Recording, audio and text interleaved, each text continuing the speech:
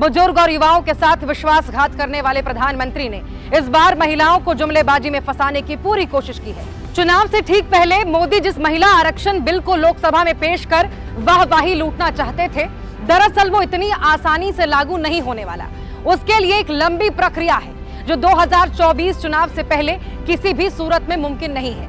यानी इस वक्त महिला आरक्षण बिल को लोकसभा में पेश करना मोदी जी का महज एक जुमला है, इवेंटबाजी है। महिला आरक्षण बिल में तकनीकी पेच है, मैं आपको समझाती हूँ। ये बिल आज पेश जरूर हुआ है, लेकिन हमारे देश की महिलाओं को इसका फायदा जल्द मिलने वाला नहीं है। ऐसा क्यों? क्योंकि ये बिल जनगणना के बाद ही लागू हो सकेगा, और जनगणना तो मोदी सरकार ने कराई नहीं है। आपको बता दें कि 2021 में ही जनगणना होनी थी, जो कि आज तक नहीं हो सकी। आगे ये जनगणना कब होगी, इसको लेकर भी कोई जानकारी नहीं है। खबरों की माने तो कहीं 2027 तो कहीं 2028 में जनगणना कराई जाने की बात कही जा रही है। इस जनगणना के बाद ही परिसीमन या निर्वाचन क्षेत्रों का पुनर्निर्धारण होगा, तब जाकर आरक्षण बिल लागू हो सकेगा।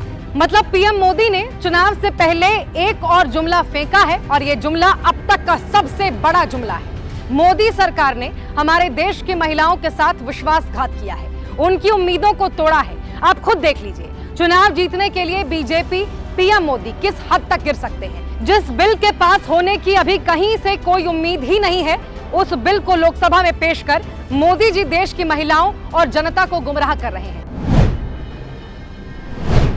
कुछ चीजें दलगत राजनीति से ऊपर होती हैं, और महिलाओं का सशक्तिकरण और भागीदारी मुझे लगा था उसमें से एक है। मैं आज इस देश की एक महिला होने के नाते बोलना चाहती हूँ। एक वो महिला जो नौकरी करती थी और फिर लगा कि सार्वजनिक जीवन में बदलाव का सबसे सशक्त माध्यम है राजनीति से जुड़ जाना। ऐसा इस देश की बहुत सारी महिलाओं को लगता है। एक आधी आबादी है जिसको ये लगता है कि उनका प्रतिनिधित्व होना चाहिए, उनको आरक्षण मिलना चाहिए।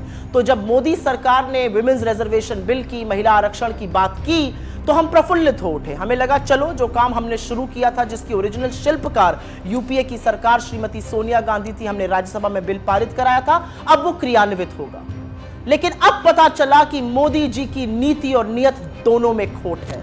आज भी महिला आरक्षण पर किंतु परंतु अपितु से पूरा बिल भरा पड़ा है। आज भी यह जुमला इसलिए दिया गया क्योंकि अपनी आगामी हार साफ दिख रही है, और मोदी जी के स्कोर कार्ड पर नील बटा सन्नाटा है। तो महिलाओं को एक जुमला दे दिया गया महिला आरक्षण का, लेकिन असलियत इस बिल में साफ हो गई, क्योंकि यह बिल साफ तौर से कहता है कि महिला आरक्षण तभी होगा जब पहले जनगणना होगी, फिर डिलिमिटेशन होगा, और उसके बाद महिला आरक्षण क्रियान्वित होगा। मतलब 2029 से पहले महिला आरक्षण संभव ही नहीं है। जिन लोगों को लग रहा था कि 2024 में 10 साल सत्ता चलाने के बाद मोदी जी एक काम तो अच्छा कर जाएंगे, उनको भी ठग लिया मोदी जी ने। आज इस देश की महिलाएं अपने आप को ठगा महसूस कर रही हैं, क्योंकि डिलिमिटेशन, जनगणना होते होते 2029 तक ही यह संभव हो पाएगा। यह जो बिल था, हमारा लाया हुआ बिल, राज्यसभा में 9 मार्च 2010 को पारित हुआ था। अगर आपकी नीति और नियत साफ होती तो आप उसी बिल को लोकसभा में लाते, बिना कंडीशन के उसको पास कराते, और महिला आरक्षण एक रियलिटी बनता। लेकिन असलियत यह है कि आपने महिला आरक्षण के नाम पर भी देश की आधी आबादी को एक जुमला थमा दिया। बहुत कुछ कहने से ज्यादा एक ही चीज कहना चाहती हूं आज। अगर आपकी नीति साफ है तो आपको फिर से जाकर वही काम करना चाहिए जो हमने किया था। किंतु परंतु अपितु हटाइए, महिलाओं के सशक्तिकरण की बात कीजिए। जो दूरदर्शिता राजीव गांधी जी ने दिखाई, आज उसका परिणाम है कि 30 लाख से ज्यादा निर्वाचित लोकल बॉडी इलेक्शंस में 10 लाख से ऊपर महिलाएं हैं। जो दूरदर्शिता और दृढ़ निश्चय सोनिया जी ने और मनमोहन सिंह जी ने दिखाया था, वो एक बार अगर आप दिखाते तो 2024 के चुनावों में महिलाओं की 1/3 भागीदारी होती।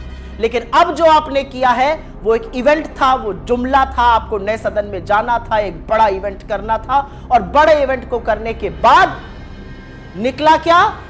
खोदा पहाड़ और निकली चूहिया। खोदा पहाड़ और पता चला 2024 में नहीं, ये तो 2029 में शायद संभव हो पाएगा। अगर आप चाहते तो आप जनगणना 2020 से 23 के बीच में करा सकते थे। सब कुछ हुआ, लेकिन जनगणना नहीं हुई। फिर भी आपने जनगणना को और डिलिमिटेशन को एक क्राइटेरिया बनाया। तो देश की महिलाएं आपसे आज सवाल पूछ रही हैं कि अपने जुमलों का शिकार आपने इस देश की आधी आबादी को भी बना दिया।